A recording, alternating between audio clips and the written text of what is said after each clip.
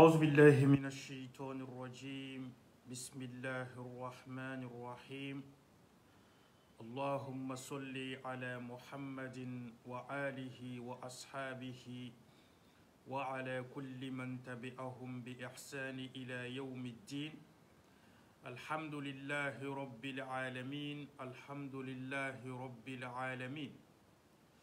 Mes frères et sœurs en islam, je vous salue avec la salutation islamique qui est Assalamu alaikum wa rahmatullahi wa barakatuhu. Alhamdulillahi rabbil alamin.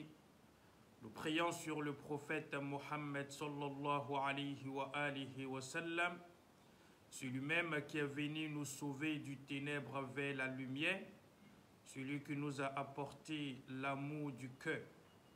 Que la paix et la bénédiction d'Allah subhanahu wa ta'ala soient sur le prophète Mohammed sallallahu alayhi wa sallam.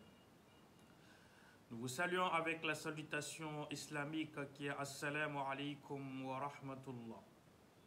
Alhamdulillah, aujourd'hui nous allons tout simplement parler, expliquer l'histoire du prophète Mohammed sallallahu alayhi wa sallam comme nous avons l'habitude de faire. Nous sommes pratiquement aujourd'hui 9e épisode donc, du prophète Mohammed sallallahu alayhi wa sallam. Alhamdulillahi rabbil alamin. Nous avons stoppé l'histoire au moment où le prophète Mohammed sallallahu alayhi wa sallam a quitté la Mecque pour Médine. Au moment où les mécréants de la Mecque ont décidé d'assassiner le prophète Mohammed sallallahu alayhi wa sallam, de tuer le prophète Mohammed sallallahu alayhi wa sallam, et Allah a ordonné à son messager, à son prophète Mohammed sallallahu alayhi wa sallam, de quitter la Mecque pour Médine. Donc, arrivé à Médine, nous avons mentionné que le prophète Mohammed sallallahu alayhi wa sallam a fondé une famille là-bas et a réuni donc les musulmans de la Mecque, al-Muhajirin, et aussi il a réuni aussi al-Ansar. Donc ceux qui ont aidé les, comment dirais-je, les déplacés de la Mecque vers Médine. Donc quand ils sont arrivés à Médine, les gens de Médine, les habitants de Médine, ils ont apprécié cela. Eux, ils n'ont pas chassé le prophète Mohammed sallallahu alayhi wa sallam. Ils sont restés avec le prophète Mohammed et ils ont placé le prophète Mohammed comme les guides. Parce qu'en Médine, beaucoup de personnes ont accepté, je peux dire même la plupart, 90%, ont accepté d'être des musulmans avant même que le prophète Mohammed n'arrive à Médine. Donc 90% ont été déjà, parce que le prophète avait envoyé ses émissaires, donc quelques personnes, Omar et autres, à aller parler d'abord avec les gens de Médine pour les convaincre de revenir dans la religion islamique avant même que le prophète Mohammed va se déplacer vers Médine. Donc ce qui veut dire que les gens de Médine, ils ont aimé l'islam avant l'arrivée du prophète. C'est pourquoi vous allez constater qu'en Médine, quand le prophète Mohammed est rentré, wallahi, il a été accueilli avec fanfare. Ils étaient tellement contents de voir le prophète Mohammed. Il y a d'autres même qui n'ont même pas pu dormir, tellement qu'ils voulaient simplement regarder le prophète Mohammed sallallahu alayhi wa sallam. Ils voulaient voir le prophète Mohammed sallallahu alayhi wa sallam. Alors quand le prophète Mohammed est rentré en Médine, vraiment, il a travaillé beaucoup. Parce qu'il a permis simplement, la première des choses que le prophète Mohammed a fait, c'était quoi? C'était de construire la mosquée. C'était de construire la mosquée en Médine. Donc il a construit la mosquée et le prophète Mohammed même participait aussi avec les gens qui travaillaient pour pouvoir construire la mosquée. Même son oncle Hamza disait, mais pourquoi tu travailles? Il faut te reposer. Et le prophète Mohammed a dit, celui qui construit ou qui participe à la construction d'une mosquée, la personne aura simplement une villa dans le paradis. Donc voilà comment le prophète Mohammed a construit. Donc ils ont construit la mosquée avec des palmiers. Ils ont construit la mosquée avec des palmiers. Et ils ont fait aussi comment dirais-je, la maison du prophète Mohammed à côté de la mosquée, où le prophète vivait avec sa femme Saouda et Aïcha. Donc on a mentionné que le prophète Mohammed, il avait marié 2 femmes. Après la mort de Khadija, après le décès de Khadija, il s'est marié avec Saouda bint Zama'a. Et après ça aussi, il s'est marié avec Aïcha, donc la fille de son ami Abu Bakr. Alors le prophète Mohammed sallallahu alayhi wa sallam, à Médine, il y avait aussi des juifs. Il y avait des juifs à Médine. Et à Médine aussi, il y avait des hypocrites parmi les musulmans. Et le maître des hypocrites, c'était simplement Abdullah ibn Ubay ibn Masloul. Donc lui, il était le maître des hypocrites à Médine. Vous allez constater, vous allez voir ce que lui, il va faire dans les batailles du prophète Mohammed sallallahu alayhi wa sallam. Le prophète Mohammed sallallahu alayhi wa sallam, Allah subhanahu wa ta'ala n'avait pas ordonné au prophète de se battre avec les mécréants. Malgré que les mécréants ont fatigué les musulmans à la Mecque, ont fatigué les musulmans à la sortie même de la Mecque, ils n'ont même pas accepté que le prophète reste à la Mecque. Ils ont tellement fatigué le prophète Mohammed sallallahu alayhi wa sallam jusqu'à Allah a ordonné au prophète de quitter la Mecque pour aller à Médine. Mais malgré ça, il y a d'autres musulmans qui n'ont pas les moyens, qui sont restés à la Mecque. Mais il y avait toujours les tortilles. Malgré que les compagnons et le prophète Mohammed se sont déplacés de la Mecque pour aller à Médine, mais malgré ça, il y avait toujours, wallahi, la haine des mécréants contre le prophète Mohammed et ses compagnons. Allahu Akbar. C'était pas vraiment facile. L'islam, avant que l'islam soit aujourd'hui comme elle est, ça a été vraiment difficile pour les compagnons du prophète Mohammed sallallahu alayhi wa sallam, les frères et sœurs en islam. C'était pas du tout facile, c'était pas vraiment facile. Ils ont combattu pour que l'islam soit aujourd'hui ce qu'elle est. Qu'Allah subhanahu wa ta'ala nous facilite, incha'Allah. C'est une grâce pour nous, wallahi, de pouvoir écouter l'histoire du prophète Mohammed sallallahu alayhi wa sallam et de savoir aussi qu'est-ce que nous devons faire. Parce que je ne peux pas imiter le prophète Mohammed dans tout ce qu'il est en train de faire si moi-même je ne suis pas un bon musulman. Parce que pour que je sois un bon musulman, il faut prendre l'exemple sur le prophète Mohammed. Donc, pour prendre l'exemple sur le prophète Mohammed, on prend simplement l'exemple sur ce qu'il a dit, ce qu'il a fait. Et ce qu'il a vu, nous sommes en train de faire et il n'a pas parlé. C'est ce qu'on appelle la sunna du prophète Mohammed. La sunna, ce n'est pas dans la bouche. On ne dit pas j'aime le prophète Mohammed et en même temps on n'apprend pas l'histoire du prophète Mohammed. C'est impossible. Si on aime le prophète Mohammed, on doit connaître sa vie. C'est pourquoi ne garde pas cette vidéo pour toi seul. Ça peut aider ton prochain, ça peut aider beaucoup de musulmans. Partage dans des groupes islamiques, Inch'Allah, qu'Allah subhanahu wa ta'ala nous donne la bonne compréhension. Alors le prophète Mohammed sallallahu alayhi wa sallam, il est avec les musulmans et de la Mecque, ceux qui ont effectué le voyage de la Mecque jusqu'à Médine, et il est aussi avec les gens de Médine, les habitants de Médine. Allahu Akbar. Donc, ils sont en train de pratiquer la religion. Mais on a mentionné les mécréants de la Mecque, parce que ceux qui ont effectué le déplacement de la Mecque à Médine, ils ont laissé aussi la famille à la Mecque. La famille est restée à la Mecque. Donc, ce qui veut dire il y a d'autres... C'est comme par exemple, si toi, tu voyages et tu laisses tes enfants et ta femme derrière toi. Et d'autres personnes sont en train de faire du mal à ta famille derrière toi. Or, pourtant, toi, tu es en Médine. Parce que toi, tu ne peux pas rentrer à la Mecque à cause de... Tu as simplement dit que tu es musulman. Mais ta famille est restée d'abord parce que ta famille n'ont pas voyagé avec toi. Donc, les mécréants de la Mecque sont en train de torturer ta famille pour que toi, tu puisses te retourner. Alors, Allah subhanahu wa ta'ala a ordonné maintenant au prophète Mohammed sallallahu alayhi wa sallam, les musulmans vont commencer maintenant les batailles dans la religion. C'était pas vraiment facile. Ce n'était pas vraiment facile. Parce que ce que Allah subhanahu wa ta'ala dit dans le Coran, on fait les djihad parce que les musulmans souffraient. Allah a ordonné au prophète Mohammed de commencer les batailles parce que les musulmans souffraient. Vous avez besoin de ça pour s'épanouir. C'est comme quelqu'un est en train de te faire du mal. Quelqu'un est en train de te faire du mal et d'un coup tu te retournes contre la personne. Tu essaies de revenir contre la personne. Et quand tu reviens contre la personne, c'est fort probable que la personne va retourner aussi. La personne ne va pas toujours avancer. Parce qu'il va se dire que tu as de la force maintenant. Tu as une force intérieure que tu es en train de faire sortir. Et les musulmans ne pouvaient pas vraiment aller sur les champs de bataille.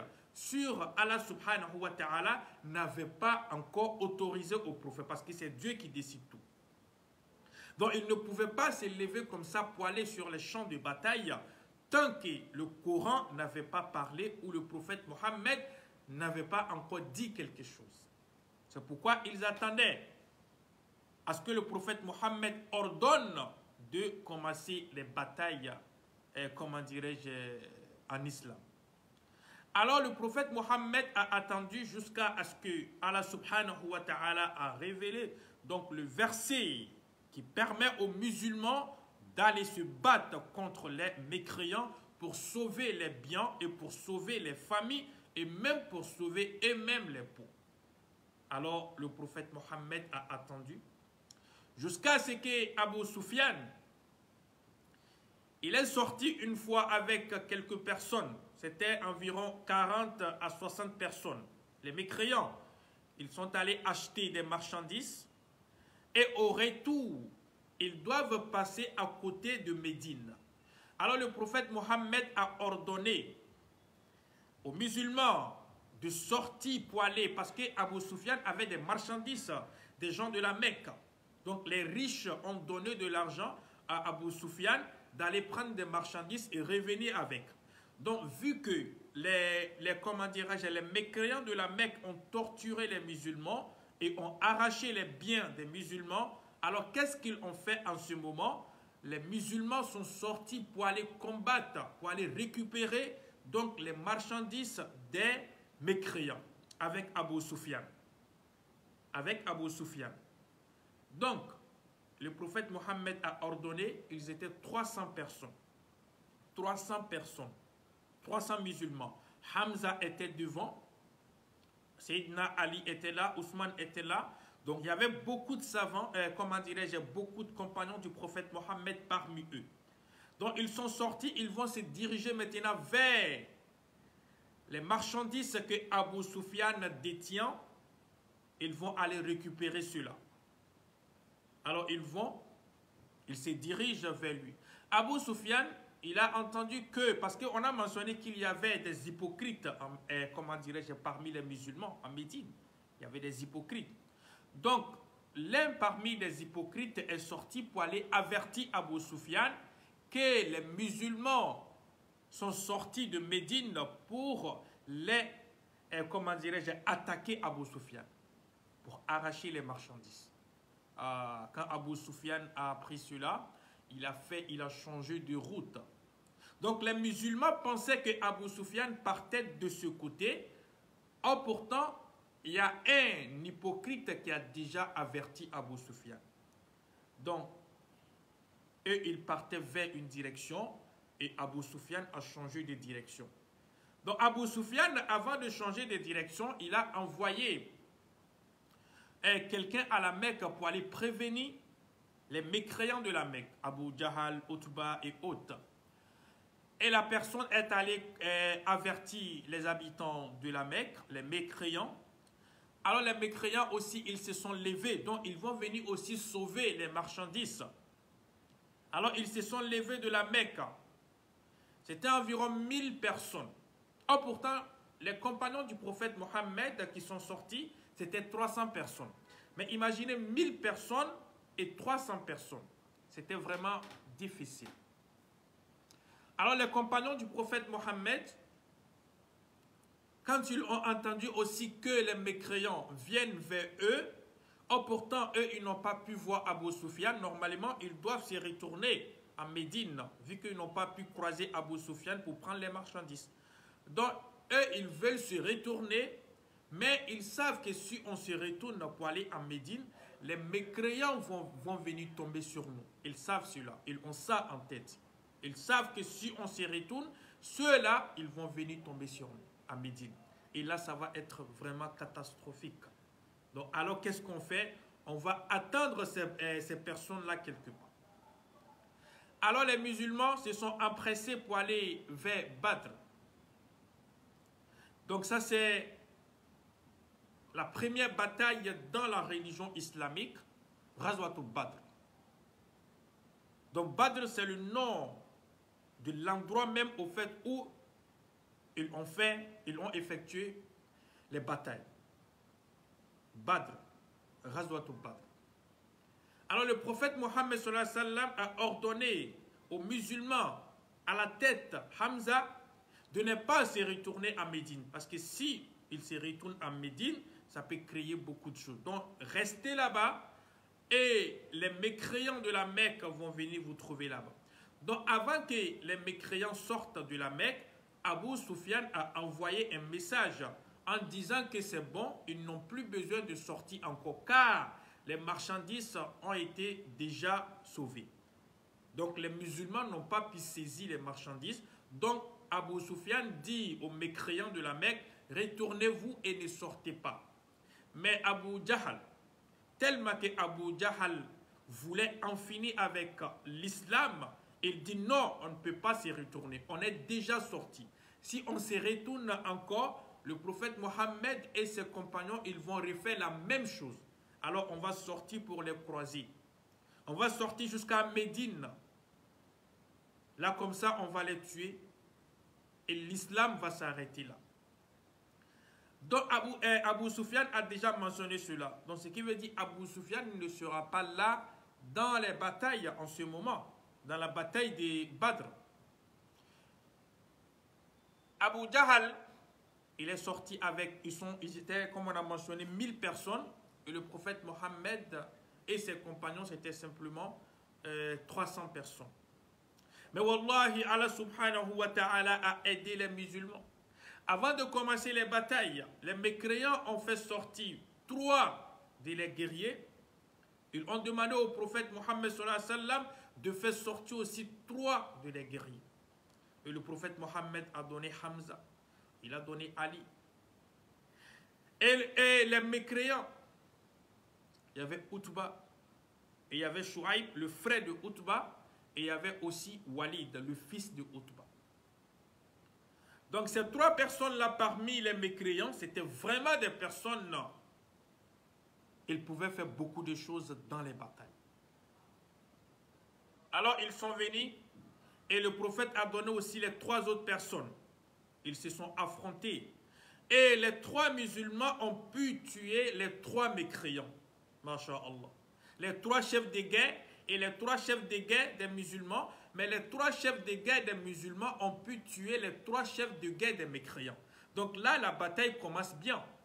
La bataille de Badr, ça commence bien en ce moment. Donc s'il y a les chefs de guerre qui ont été tués, mais qui va donner les instructions? Donc ce qui veut dire que les mécréants seront affaiblis en ce moment. Alors le prophète Mohammed sallallahu alayhi wa sallam, quand il a vu cela, il a remercié Allah subhanahu wa ta'ala. Alors vu que le prophète Mohammed, c'était simplement 300 personnes, le prophète a demandé à Dieu pour qu'il puisse aider les musulmans en faisant venir les anges pour aider les musulmans. Allahu Akbar. Et Allah subhanahu wa ta'ala a accepté les prières du prophète Mohammed. Wallahi, ils ont combattu 300 personnes contre 1000 personnes. Wallahi, mais les musulmans, les compagnons du prophète se sont donnés et ils ont pu remporter la victoire. Wallahi, aux batailles de Badr. Alors ils vont se retourner. Parmi les musulmans, et parmi les mécréants, Abu Jahl est décédé le jour de Badr. Allahu Akbar. Abu Jahl, il est décédé le jour de Badr. Utba est décédé. Shuaib est décédé. Et Bilal la personne qui fatiguait Bilal, Umayya. Umayya aussi est décédé. On a mentionné que le maître de Bilal, c'est lui-même qui a torturé Bilal. Et c'est Bilal qui a tué son maître. Wallahi, dans Ghazwat Badr. C'est Bilal même qui a tué son maître. C'était vraiment la victoire pour les musulmans. Imaginez 300 personnes combattent plus de 1000 personnes. Mais si les 1000 personnes même se divisent même en deux personnes sur une personne, mais ils vont finir avec les musulmans. Mais wallahi, Allah subhanahu wa ta'ala n'a pas voulu cela. Allah a permis aux anges de descendre pour défendre les musulmans. Les mécréants tombaient sans même que quelqu'un les touche. C'était les anges qui venaient aider les musulmans en ce moment. Allah Akbar. Et frères et sœurs en islam, n'hésitez pas à prier sur le prophète Mohammed sallallahu alayhi wa sallam. C'est très important. Le prophète Mohammed dit, c'est lui qui entend mon nom et qui ne prie pas sur moi. La personne doit savoir qu'il va venir le jour de la résurrection, les mains vides. Alors quand vous entendez le nom du prophète Mohammed, il faut prier. Ça c'est vraiment la première bataille dans la religion islamique et que les musulmans ont gagné cette bataille-là. Le prophète Mohammed, alors il y a beaucoup de personnes parmi les mécréants qui ont adhéré dans la religion islamique. Alors vu que les musulmans ont pu tuer beaucoup de personnes parmi les mécréants se sont reculés à la Mecque encore. Ah, c'était vraiment deuil national, wallahi, à la Mecque. Ils ont passé quelques jours en train de pleurer les morts, les guerriers, Utba. Ah, il y avait une femme parmi les habitants de la Mecque, les Mecquois, Hind. Cette femme-là se nommait Hind. Cette femme-là, c'était son père qui était Utba. Et son oncle qui était Shu'aib. Et son frère qui était Walid. Ah, mais toutes ces trois personnes-là sont décédées. Alors Hind a eu vraiment la colère dans son cœur. Parce que la personne qui a tué son père Utba, c'était Hamza, l'oncle du prophète Mohammed dans la bataille. C'est Hamza qui a tué le père de Hind. Allahu Akbar. Et Hind, c'était la femme d'Abu Sufyan, l'un des grands de la Mecque. Alors, Hind cherche quelqu'un, ils vont se venger. Ils sont allés voir Khalid bin Walid. En ce moment, Khalid bin Walid n'était pas encore un musulman. Il n'avait pas encore adhéré dans la religion islamique. Il y avait Khalid bin Walid. Il y avait Suhail. Il y avait vraiment beaucoup de personnes à la Mecque en ce moment. Donc ils sont allés voir ces personnes-là devenues combattre pour venger les mécréants de la Mecque. En ce temps, le prophète Mohammed sallallahu alayhi wa sallam et ses compagnons sont à Médine. Ils ont fait une victoire grâce à Allah subhanahu wa ta'ala et ils sont actuellement à Médine. Étant à Médine, ils ont entendu que les mécréants se préparent pour venir encore pour une deuxième bataille, Uhud. Il faut savoir que le prophète Mohammed a fait plus de 29 batailles dans la religion islamique. 29 batailles dans la religion islamique, mais le prophète Mohammed a participé dans 9 batailles simplement. Il y a d'autres savants qui vont te dire 27 batailles, il y a d'autres même qui disent 26. Mais ce qui est vraiment avéré, soit le 27, soit 27, soit 29. Mais le prophète Mohammed, lui, il a participé simplement à 9 batailles. 9 simplement. Il a participé à Badr, il a participé aussi deuxième bataille qui va être vraiment fatale pour les musulmans, qui est Uhud. On va expliquer cela. Alors quand les musulmans sont à Médine, comment dirais-je, à Médine, ils jubilent donc la joie qui est dans leur cœur. En ce moment, les mécréants de la Mecque sont en train de se préparer pour la vengeance. Ils veulent se venger. Alors il y avait un noir parmi les esclaves de la Mecque et ce noir se nommait Wahshi. Alors Wahshi, c'était une personne qui avait vraiment la main facile avec les armes, comme les flèches et autres. Alors, c'était vraiment comme un terrain de lutte en ce moment, Wahshi.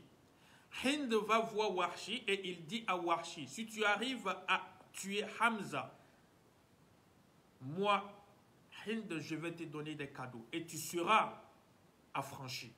Ah, quand Wahshi a entendu affranchi, directement, il s'est préparé aussi pour la bataille de Uhud. Alors le prophète Mohammed, de son côté, quand il a entendu que les mécréants de la Mecque se préparent pour venir les combattre, alors le prophète Mohammed aussi a ordonné à ses compagnons de se préparer. De se préparer. Ah, masha'Allah. Les compagnons du prophète Mohammed se sont préparés en ce moment. Ils sont aussi à Médine, ils se préparent et les mécréants de la Mecque aussi se préparent. Mais les mécréants de la Mecque sont arrivés au nombre de 3000 personnes. 3000 personnes. Et le prophète Mohammed et ses compagnons sont simplement 1000 personnes. Dans la deuxième bataille, le prophète et ses compagnons sont 1000 personnes, mais les mécréants sont 3000 personnes. Quand on te dit directement qu'il y a 3000 personnes qui vont venir combattre 1000 personnes, dans la tête directement, tu te dis que c'est impossible. C'est quasiment impossible. Ils ne peuvent pas. Ça va être vraiment difficile. Mais wallahi, et ça serait difficile aussi. Parce que le prophète Mohammed, ce qu'il va dire à ses compagnons, ils ne vont pas respecter ça. Voilà où la faille des musulmans va venir. Alors le prophète Mohammed, sallallahu alayhi wa sallam, il a préparé ses troupes. Donc parmi ces 1000 personnes-là, nous avons mentionné qu'il y avait les hypocrites parmi eux. Wallahi, les hypocrites parmi eux, il y a l'un des hypocrites, Abdullah ibn Ubay ibn Masloul, lui, il a parlé avec 300 personnes. Il a parlé avec 300 personnes. Il a mentionné à ces 300 personnes-là, mais vous sortez pourquoi? Vous partez faire quoi devant 3000 personnes? Vous allez perdre les enfants, vous allez perdre de l'argent en sortant simplement pour aller aider une personne que vous ne connaissez même pas bien. Or pourtant, lui, il se disait musulman. Et vous allez constater aussi, il y a toujours ces personnes-là parmi nous. Les hypocrites, ils sont toujours parmi nous. Vous allez constater cela. Il y a toujours les hypocrites parmi les musulmans. Ceux qui vendent les musulmans, ceux qui donnent les musulmans. Il y a toujours ces hypocrites-là parmi nous. Alors, lui, il a mentionné cela à certaines personnes. Et 300 personnes, parmi les 1000 personnes, il y a 300 personnes qui se sont retournées à cause de sa parole. Donc, au lieu de 1000 personnes pour combattre 3000 personnes, les musulmans sont restés simplement 700 personnes. 700 personnes peuvent faire quoi devant 3000 personnes? Allah Akbar. Mais Allah subhanahu wa ta'ala va aider les musulmans avec une parole au début de la bataille parce qu'ils ont respecté la parole. Mais quand ils vont désobéir au prophète Mohammed, c'est là qu'ils vont vraiment voir les difficultés. Alors les musulmans de la Mecque, quand on leur disait, ah, vous allez sortir pour aller combattre les mécréants. Oh, pourtant, vous êtes simplement que 700 personnes. Comment vous allez faire cela? Wallahi, il disait simplement, Hasbunallah wa ni'mal wakil. C'est ce qu'il prononçait. Hasbunallah wa ni'mal wakil. Dieu est notre garant. Nous plaçons notre confiance à Allah subhanahu wa ta'ala et il est le meilleur des garants. C'est ce que les musulmans disaient. Malgré qu'ils se sentaient faibles, malgré qu'ils savent vraiment que 700 personnes ne peuvent pas combattre 3000 personnes, mais quand on parlait avec eux, ils disaient simplement Hasbunallah wa ni'mal wakil. Nous plaçons notre confiance à Allah subhanahu wa ta'ala et c'est lui le meilleur des garants. Allahu Akbar. Et c'est ce que le prophète Mohammed disait aussi. C'est pourquoi, quand tu es dans les difficultés, il faut penser simplement. Mes frères et sœurs en islam, C'est pourquoi quand tu es dans les difficultés, il faut penser simplement au prophète Mohammed sallallahu alayhi wa sallam et ses compagnons. Au moment où ils ont décidé d'aller combattre les mécréants de la Mecque, wallahi, les musulmans, on pouvait les compter, juste 700 personnes. Mais les mécréants, c'était combien? 3000 personnes. Ah, le prophète Mohammed sallallahu alayhi wa sallam et ses compagnons. Quand on disait à ces personnes-là, mais vous sortez pour aller combattre 3000 personnes et vous êtes 700 personnes, wallahi, ils prononçaient simplement Hasbunallah wa ni'mal wakil. Hasbunallah wa ni'mal wakil. Nous plaçons notre confiance à Allah subhanahu wa ta'ala et c'est lui le meilleur des garants. Malgré que les gens les décourageaient. C'est pourquoi, ma soeur et mon frère, quand tu es découragé dans cette vie, si tu perds l'espoir, si tu es dans la dépression, si tu es dans le désespoir, face aux épreuves de la vie, il y a quelque chose que le prophète Mohammed a laissé pour toi. Et cette chose-là, c'est Hasbunallah wa ni'mal wakil. Il faut zikrer ça. Face à n'importe quel problème dans la vie, avec la foi et la certitude que Allah subhanahu wa ta'ala va te répondre, wallahi, il va te répondre. Hasbunallah wa ni'mal wakil. Ne jamais négliger ce zikr-là. Hasbunallah wa ni'mal wakil. Qu'Allah nous facilite, incha'Allah, et qu'Allah nous permette, incha'Allah, d'être parmi des personnes qui vont zikrer cela et qu'Allah va résoudre les problèmes, incha'Allah. Alhamdulillahi Rabbil Alamin. Mes frères et sœurs en islam, alors le prophète Mohammed et ses compagnons sont sortis. Ils vont aller maintenant combattre les mécréants et les mécréants aussi se préparent pour venir. Ils vont se croiser sur le mont Uhud, Jabal Uhud. Ils vont se croiser là-bas. Alors le prophète Mohammed va ordonner à 50 personnes de rester sur le mont Rumat, de ne pas bouger de là. De ne même pas bouger de là. Dans l'histoire précédente, nous avons parlé que le prophète Mohammed a voyagé vers Médine avec une personne. Et c'était qui cette personne-là? Ça, c'est la première question. Quand le prophète Mohammed quittait la Mecque pour Médine, il est sorti avec qui? Il a effectué le voyage avec qui? qu'Allah nous facilite, Inch'Allah. Alors les mécréants de la Mecque sont arrivés à Uhud et le prophète Mohammed sallallahu alayhi wa sallam est aussi arrivé à Uhud, Jabal Uhud. Mais le prophète a pris 50 personnes et il a placé 50 personnes là sur une montagne aussi. Il dit à ces personnes-là, ne bougez pas. Même si vous voyez que nous sommes en train de battre les mécréants, ne bougez même pas de cette montagne-là. Restez ici, ne bougez pas. Il a placé 50 personnes là-bas. Mais wallahi, quand les musulmans ont commencé à combattre les mécréants, les 3000 personnes, à cause des Hasbunallah wa ni'mal wakil, cette parole-là, ils ont commencé à combattre les mécréants, malgré que ces 700 personnes contre 3000 personnes, ils ont pu, wallahi, combattre les mécréants. À un moment donné, les mécréants ont commencé à reculer, parce que ça n'allait plus. Ils ont commencé à reculer.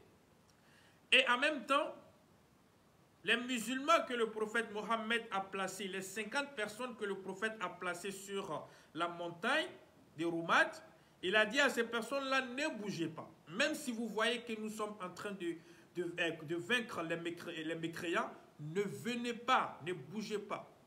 Mais wallahi, ils n'ont pas écouté la parole du prophète Mohammed. Ils ont désobéi à la parole du prophète Mohammed.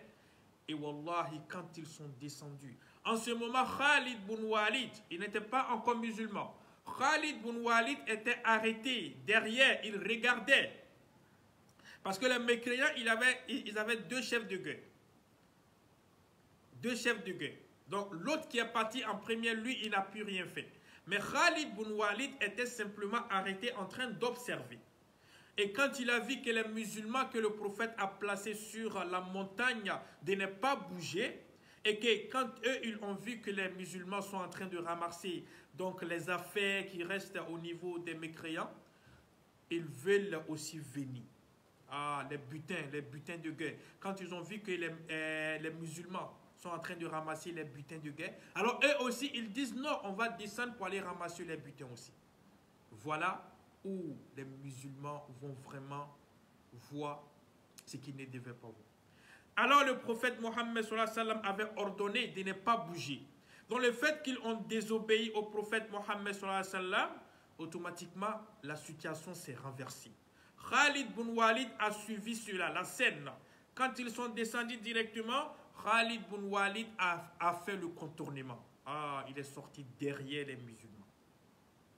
Il est sorti derrière les musulmans. Wallahi, Hamza, en ce moment, il combattait. Mais comme Hind avait dit à un esclave à la Mecque, Wahshi, Hind avait dit à Wahshi, si tu as pu tuer Hamza le jour de la bataille, je vais t'affranchir et tu auras beaucoup de cadeaux. Alors Wahshi, lui, il cherchait simplement que Hamza. Il cherchait simplement que Hamza, l'oncle du prophète Mohammed. Oh, pourtant, Hamza, c'était vraiment un pilier fort dans les batailles. C'est lui qui dirigeait les musulmans. C'est lui qui disait, passez ici, faites ceci, faites cela, ne faites pas ça, ne faites pas ça. C'est Hamza qui contrôlait. C'est lui, il était comme chef de guerre du prophète Mohammed sallallahu alayhi wa sallam, et Omar et Ali. Mais Hamza, Wahshi, il cherche simplement Hamza. Il a vu Hamza loin. En ce moment, la situation s'est renversée contre les musulmans. C'est les musulmans qui dominaient, mais maintenant, ce sont les mécréants qui dominent maintenant. Donc, ils sont attaqués de toutes les parties. Donc, il y a, comment dirais-je, les mécréants qui viennent vers eux, et il y a aussi Khalid bin Walid et ses frères aussi viennent vers eux. Donc, les musulmans sont au milieu. Comment ils vont faire? C'est difficile. Allahu Akbar. Wallahi, ils ont tellement tué les musulmans en ce moment. C'est 70 personnes qui sont tombées cette journée-là. Il y a d'autres même qui disent que c'est plus que ça. 300 personnes environ. Allahu Akbar. Les frères et sœurs en islam, c'était vraiment pas facile pour les musulmans en ce moment. Et le prophète Mohammed sallallahu alayhi wa sallam a commencé à prier. Mais Allah subhanahu wa ta'ala voulait simplement montrer, il pouvait défendre son prophète, mais il voulait montrer, comment dirais-je, à ses compagnons-là que vous ne devez jamais désobéir au prophète Mohammed sallallahu alayhi wa sallam. Il n'a pas envoyé des anges comme Ghazwatul Badr, alors il a laissé comme ça. Et les mécréants, même le prophète Mohammed a pris, wallahi, son épée et il est venu défendre aussi. En ce moment, Hamza est en train de battre. Hamza est en train de combattre. Wahshi, Allahu Akbar. Wahshi a vu Hamza de loin. Il a lancé la flèche vers Hamza. Allahu Akbar. Au moment où Hamza va se rendre compte, wallahi, flèche là est rentrée dans son cœur. Hamza est tombé. Quand Hamza est tombé, wallahi, les musulmans ont perdu l'espoir. Parce que Hamza, c'était vraiment un pion essentiel dans les batailles. Les musulmans se sont perdus, ils sont perdus, wallah. Ils ne savent plus quoi faire. Hamza est tombé. Il y avait l'un des compagnons qui se nommait aussi Zubayr, lui aussi, il est tombé. Les frères et sœurs, ce n'était pas facile vraiment pour les musulmans. Malgré les prières du prophète Mohammed, ça n'a pas été facile. Donc le prophète devait prendre son épée pour venir combattre. Quand il a vu que son oncle Hamza est décédé, wallahi, le prophète a pleuré. Il est arrêté et ses larmes coulent en même temps. C'est comme si les musulmans ne combattaient plus. Parce que Hamza est tombé. Allahu Akbar. Alors, le prophète Mohammed vient combattre lui-même. Quand les mécréants veulent tuer le prophète Mohammed, l'un des compagnons vient donner sa poitrine. Quand les mécréants veulent tuer le prophète Mohammed, l'un des compagnons vient donner sa poitrine. Allahu Akbar. Jusqu'à dans la bataille, dans l'histoire, on dit que le prophète Mohammed a été blessé. Il a perdu même ses dents dans la bataille. Les mécréants ont gagné la bataille contre les musulmans. Et les hypocrites de Médine ont commencé à se moquer du prophète et ses compagnons. En disant, si Dieu, si l'islam était vraiment vrai, ils ont commencé à dire aux gens, si l'islam était vraiment vrai, Allah n'allait pas accepter qu'on combatte son prophète. Il allait défendre son prophète. Mais pourquoi Allah n'a pas aidé son prophète? C'est ce qu'il disait en Médine. Allahu Akbar. Alors Hamza, avant que les musulmans vont prendre Hamza pour aller l'enterrer, la femme Hind, qui avait ordonné à Wahshi de tuer Hamza, cette femme-là se déplace vers le corps de Hamza. Elle va déchirer le cœur de Hamza. Elle va enlever le cœur de Hamza et montrer au prophète Mohammed sallallahu alayhi wa sallam: j'ai tué ton oncle Hamza parce qu'il a tué mon père. Il a tué mon frère. Il a tué mon oncle. Quand le prophète Mohammed a vu cela, il n'a pas pu regarder son oncle parce que le prophète aimait tellement Hamza. Avant que le prophète va digérer la mort de Hamza, ce n'était pas facile. C'était tellement difficile pour le prophète de digérer la mort de son oncle Hamza. Notre deuxième question: quand le prophète Mohammed sallallahu alayhi wa sallam et Abu Bakr effectuaient le voyage, ils sont rentrés dans quelle grotte? Le nom de la grotte, c'était quoi? Le nom de la grotte, c'était quoi?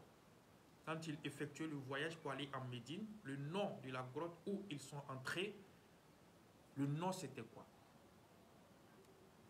Alors voilà comment le prophète Mohammed et ses compagnons ont subi l'humiliation, la défaite le jour de Uhud. On ne pourra pas rentrer dans toutes les batailles, dans tous les, comment dirais-je, dans toutes les batailles de 29 batailles là, non, mais les deux grandes batailles que le prophète Mohammed a menées avec les musulmans, c'était Badr et Uhud. Badr, c'était bien pour les musulmans, mais Uhud, c'était pas bon pour les musulmans. C'était vraiment difficile pour nous les musulmans. Alors, ils sont retournés en Médine. Ils ont enterré. C'est pourquoi vous allez voir, quand vous partez, comment dirais-je, à la Mecque, vous allez voir à côté de la Mecque, comment dirais-je, plutôt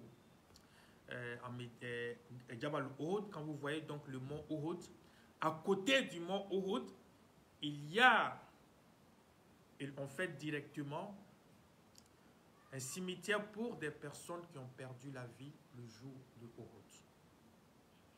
Vous allez voir Hamza est là et tout. Il y a d'autres, ils ont été enterrés à Bakiya aussi. Voilà. Donc, mais c'était vraiment difficile.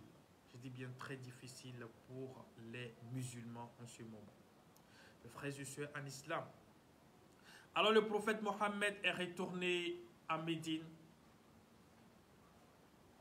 ils sont tristes. Les mécréants aussi sont contents, ils ont fêté. Et la femme a enlevé le cœur de Hamza dans sa main. Allah Akbar. Et le prophète Mohammed a enterré son oncle avec les compagnons qui ont perdu la vie en ce moment.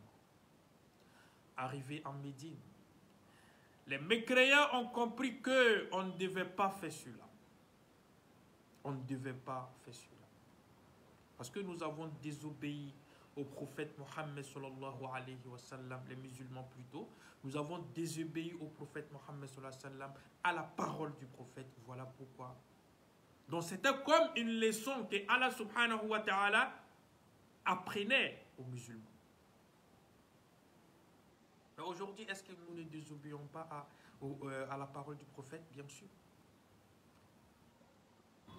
Qui parmi nous respecte les paroles du prophète Mohammed à la lettre?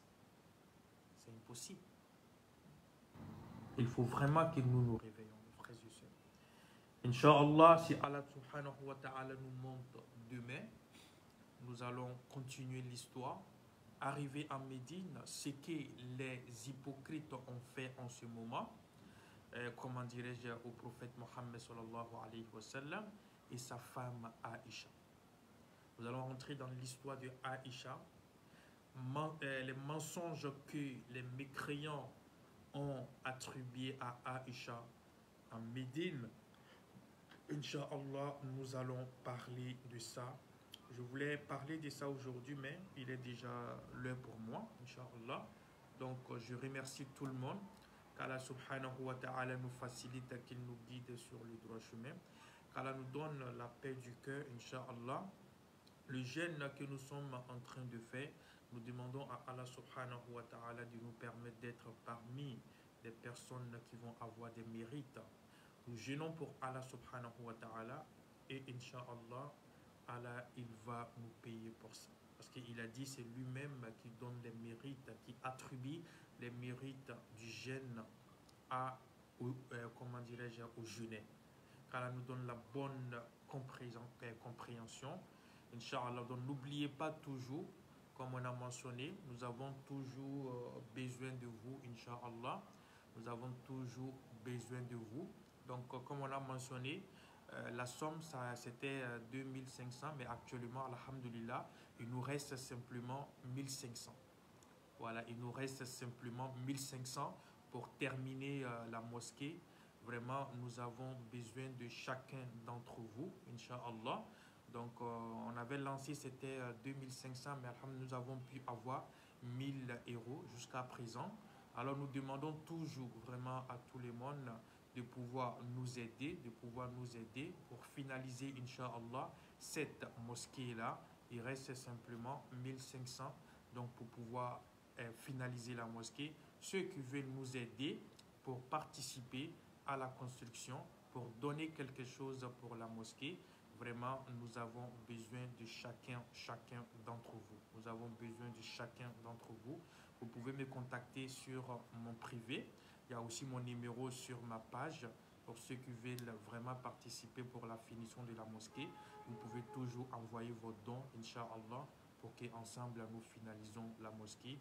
Merci beaucoup à tout le monde et à demain, Inch'Allah, pour la suite de l'histoire du prophète Mohammed. On ne peut pas parler de toutes les batailles. On va s'arrêter sur les 2 grandes batailles là, Inch'Allah. Et demain, on va parler du mensonge qui a été attribué sur Aïcha, Inch'Allah. Wassalamu alaikum wa rahmatullahi wa barakatuh.